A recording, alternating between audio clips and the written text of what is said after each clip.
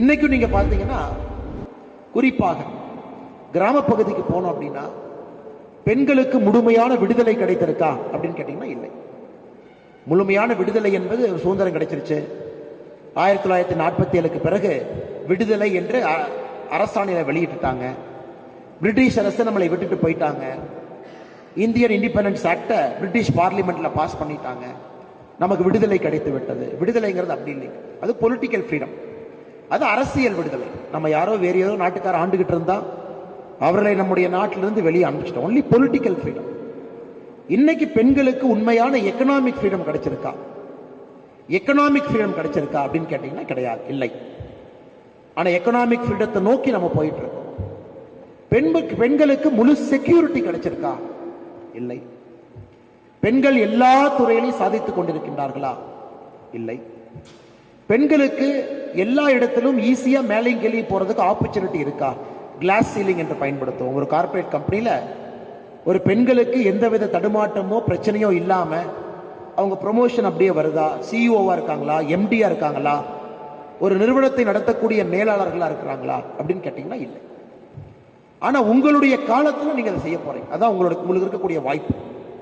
உங்களுடைய தாயினுடைய காலத்தில் அது கிடைக்கல, உங்களுடைய பாட்டிமார்களுடைய காலத்தில் அது கிடைக்கல. உங்களுடைய காலத்துல உங்கள் கண்ணால் அடுத்த 25 ஆண்டுகள் 2047 முடியும் பொழுது இந்தியாவிலே ஆணும் பெண்ணும் சமம் என்கின்ற வார்த்தைக்கு உண்மையான அதிகாரமும் மரியாதையும் இருக்கக்கூடிய நாட்டை நீங்க உருவாக்க போறீங்க.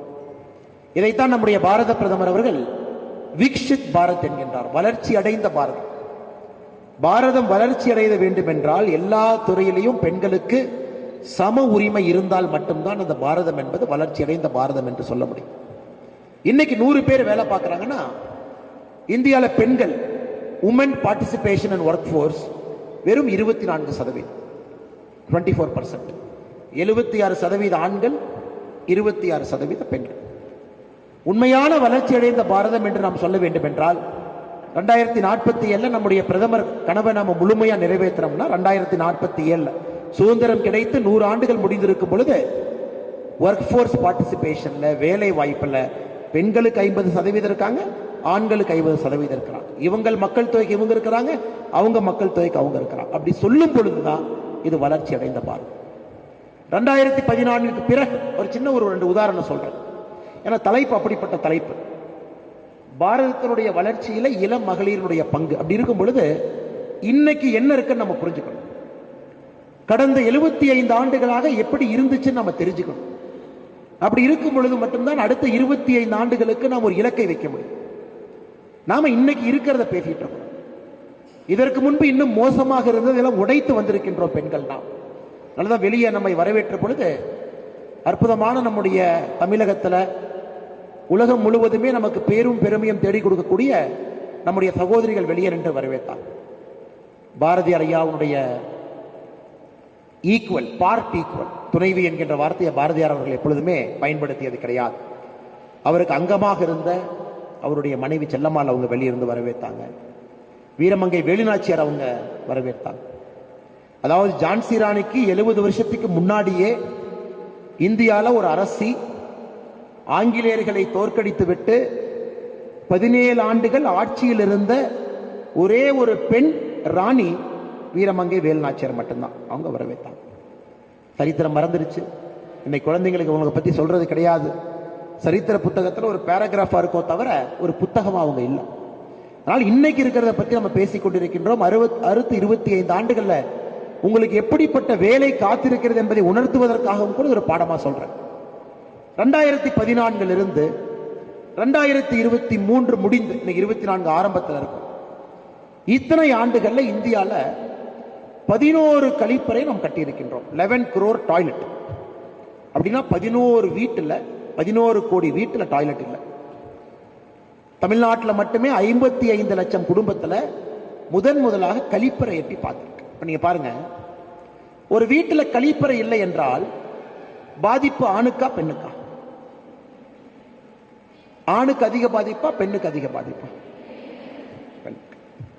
அந்த ஊரே தயாராகுவதற்கு முன்பு அந்த கிராமத்தில் இருக்கக்கூடிய கழிப்பறை இல்லாத வீட்டில் இருக்கக்கூடிய ஒரு பெண் 1 மணி நேரத்திற்கு முன்பு எந்திரிச்சு அந்த பெண் ஊருக்கு முன்பாகவே தன்னுடைய இயற்கை உபதையை முடித்துக்கொண்டு ஊர்ல மற்ற ஆண்கள் எல்லாம் எழுவதற்கு முன்பாக அந்த பெண் தயாராகும். இதானங்க நிலைமை.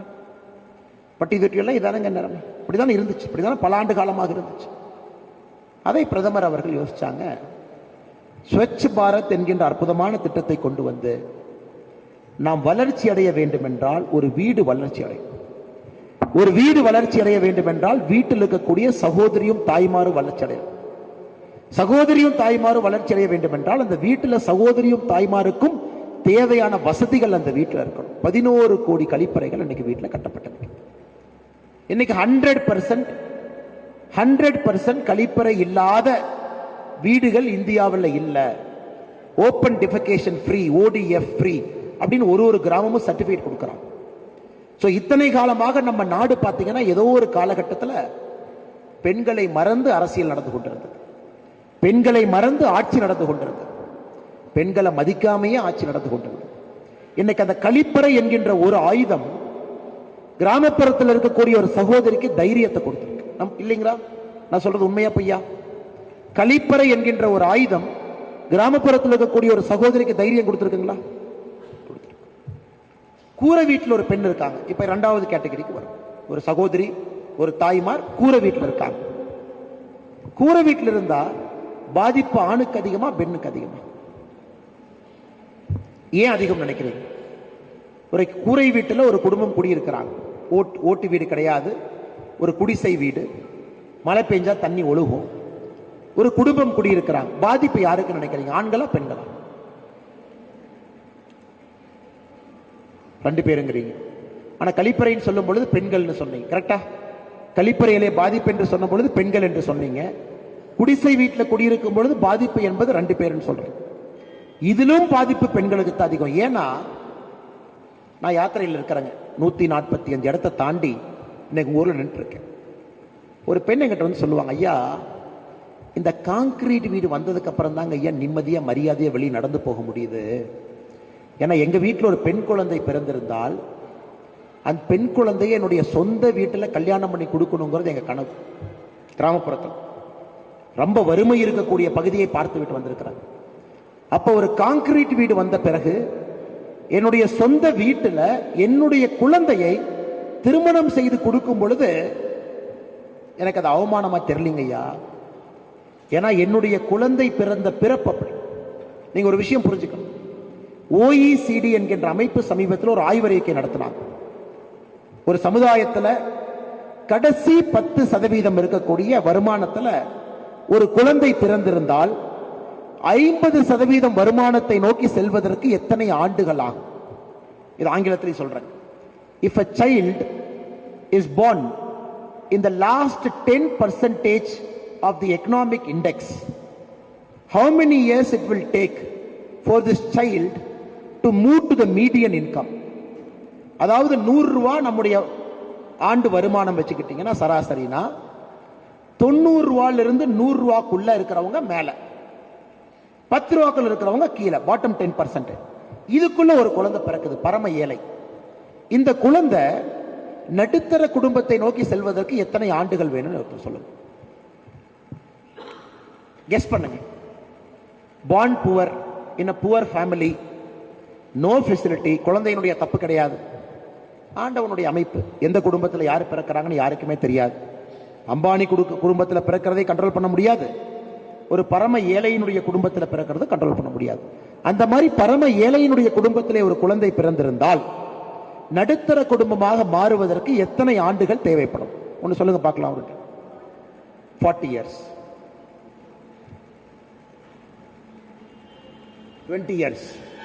ஓ, படிச்சு அப்படியே மாறிடுவாங்க இல்லைங்களா? அவங்க போய் படிக்கிறாங்க, அதிகமாக ஆர்ட்ஸ் காலேஜில் படிக்கிறாங்க.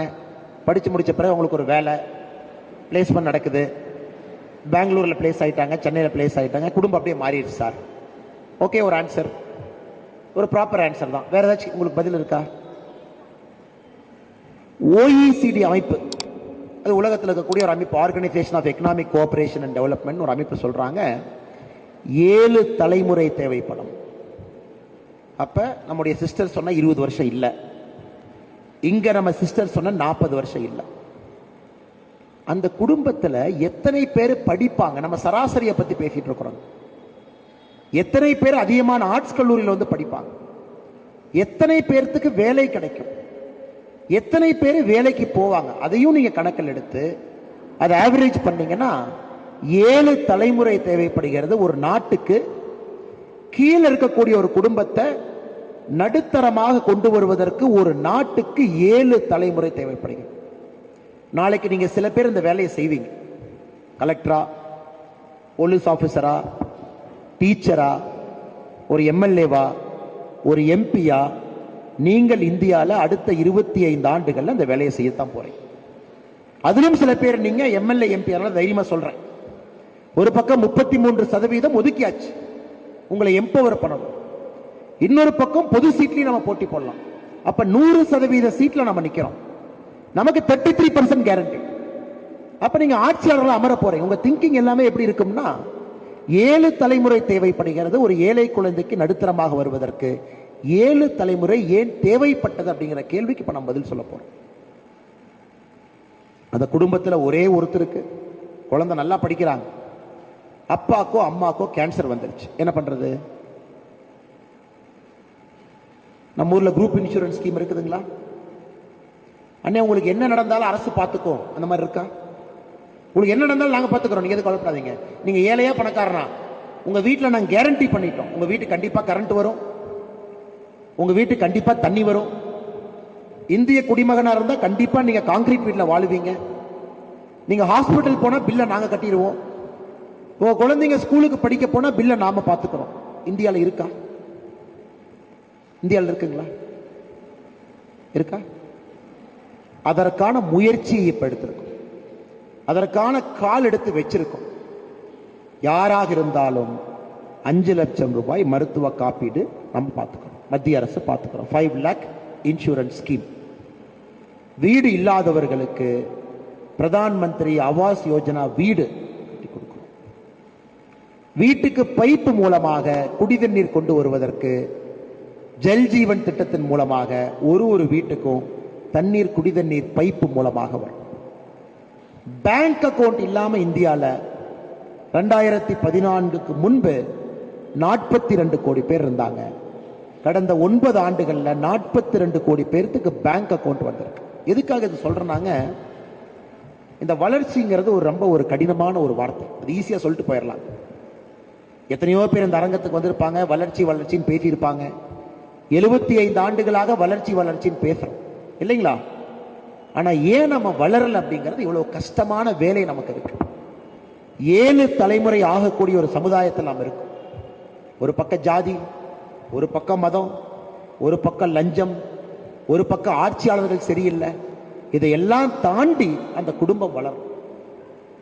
உங்களுடைய கனவுகள் மிக பெரிதாக இருக்க வேண்டும், அதை சாதிக்கக்கூடிய வல்லமையும் மிக பெரிதாக இருக்க வேண்டும். அதற்காக உங்களுடைய முயற்சி அதைவிட பெரிதாக இருக்க வேண்டும். ஏன்னா இத்தனை போர்சஸ் நீங்க சண்டை போடணும். ஜாதி வெறியர்கள் இருக்கிறாங்க, மதத்தை வைத்து பேசுவர்கள் இருக்கிறாங்க, அதையெல்லாம் தாண்டி அரசுல லஞ்ச லாவண்யம் வாங்கக்கூடியவங்க இருக்கிறாங்க. அப்புறம் அரசு பதவியில வர்றவங்க ஏழையின் மீது அக்கறை இல்லாதவங்க இருக்கிறாங்க. இதையெல்லாம் உடைத்து அந்த ஏழை தாய்க்கு சென்று சேர வேண்டிய திட்டங்களை கொடுத்து அவங்கள மேல கொண்டு வர்றது அவ்வளவு கடினமான வேலை. அதை நாம் செய்து கொண்டிருக்கின்றோம். இந்தியர்களாக நம்முடைய அரசு செய்கிறது. அதுல நீங்களும் இப்ப பார்ட்டிசிபேட் பண்ண போறோம். ஸோ இந்த இன்ட்ரோடக்ஷனை உங்களுக்கு கொடுக்கணும் அப்படிங்கிறது என்னுடைய ஆசை. உங்ககிட்ட நாங்க என்ன எதிர்பார்க்கிறோம், நீங்க எப்படி கான்ட்ரிபியூட் பண்ணலாம் அப்படின்னு சொல்றதை விட இவ்வளவு பிரச்சனைகள் இருக்கு, இவ்வளவு பேர்த்த நம்ம மேல கொண்டு வந்துட்டு இருக்கோம். ஒரு சோசியல் செக்யூரிட்டிக்குள்ள இந்தியர்களை கொண்டு வர்றோம். நீங்க யாராக இருந்தாலும் மருத்துவமனைக்கு போங்க, நாங்க பாத்துக்கிறோம். யாராக இருந்தாலும் பள்ளிக்கு போங்க, நாங்க பாத்துக்கிறோம். நீங்க யாராக இருந்தாலும் உங்க வீட்டுக்கு தண்ணி கொடுக்குறோம், குடிக்க நல்ல தண்ணி. நீங்க யாராக இருந்தாலும் கூரை வீட்டில் இருக்க மாட்டீங்க, கான்கிரீட் வீட்டில் இருப்பீங்க. நீங்க யாராக இருந்தாலும் உங்களுக்கு வங்கி கணக்கு இருக்கு. நீங்க யாராக இருந்தாலும் உங்களுக்கு ஓல்டேஜ் பென்ஷன் கிடைக்கும். நீங்க யாராக இருந்தாலும் உங்களுக்கு விவசாய பென்ஷன் கிடைக்கும். இதெல்லாம் முதலாக இந்தியாவில் நம்ம கேட்கிற வார்த்தை. இதெல்லாம் சமீப காலமாக நாம இந்தியாவில் கேட்டுட்டு இருக்கிறோம். இந்த இதில் உங்களுடைய பங்கை பற்றி நீங்க யோசிங்க. உங்களுடைய டார்கெட்டை ஃபிக்ஸ் பண்ண. எல்லாத்துக்கும் ஒரு பெரிய வாய்ப்பு. படித்து முடித்த பிறகு வேலை என்பது நிச்சயமாக இந்தியாவில் உங்களுக்கு கிடைக்க போகுது. யாராச்சும் எனக்கு வேலை கிடைக்காதுன்னு பயப்படுறவங்க இருக்கீங்களா? கை தூக்கம் பார்க்கலாம். எவ்வளவு பேர் பயத்தில் இருக்கீங்க பார்க்கலாம். ஆனால் எனக்கு வேலை கிடைக்கிறது டவுட்டு தான், எனக்கு என் மேல நம்பிக்கை இல்லை.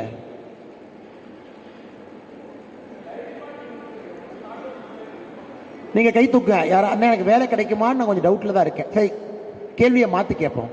அண்ணா கட்டாயமா எனக்கு வேலை கிடைச்சிரும் சார். கை தூக்குங்க பார்க்கலாம்.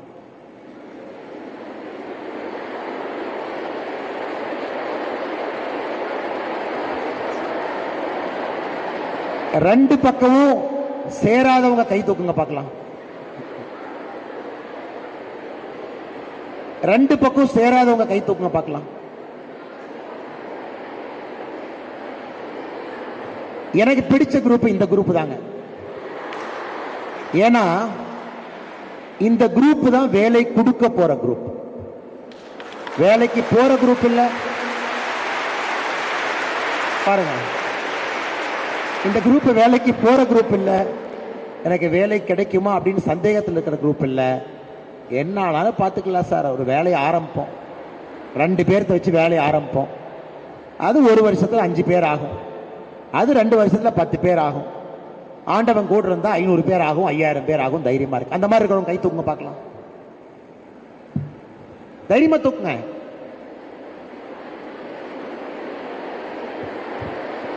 இன்னைக்கு இந்தியாவுக்கு தேவை நீங்கள். இன்னைக்கு இந்தியாவுக்கு தேவை நீங்க. ஏன்னா நம்முடைய பிரதமர் சொல்வது we need job creators.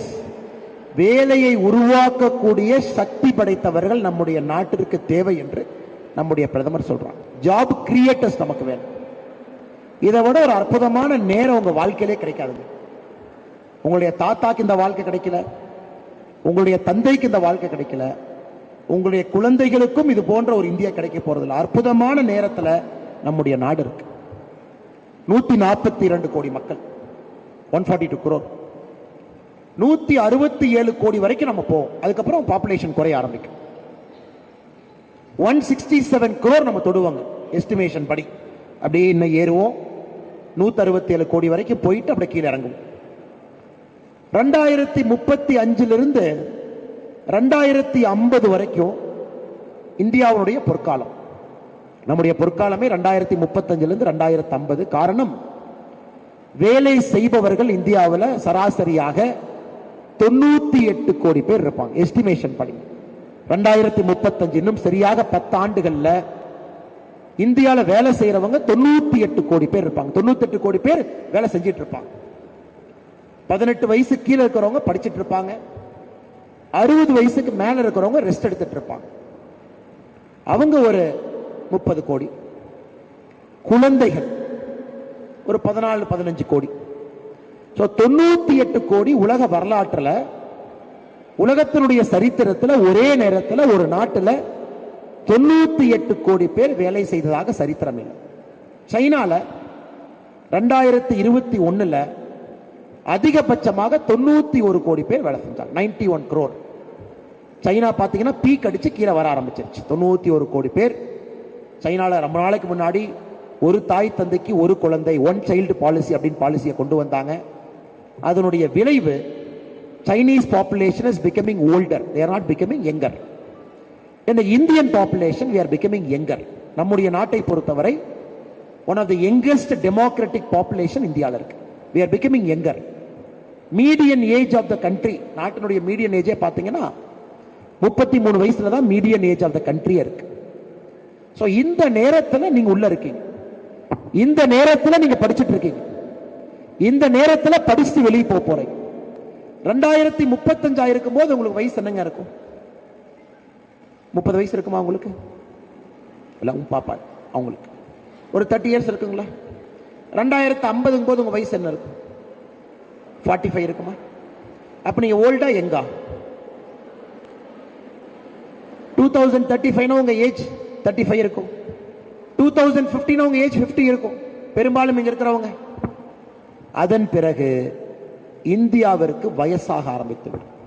India will start becoming older. அதனால தான் நான் திரும்ப திரும்ப சொல்றேங்க, உங்க தாய் தந்தைக்கு இந்த வாய்ப்பு கிடைக்கல, உங்கள் குழந்தைகளுக்கும் இந்த வாய்ப்பு கிடைக்க போவதில்லை. உங்க ஜெனரேஷனுக்கு, உங்களுடைய தலைமுறைக்கு மட்டும்தான் இந்த வாய்ப்பு கிடைத்திருக்கிறது.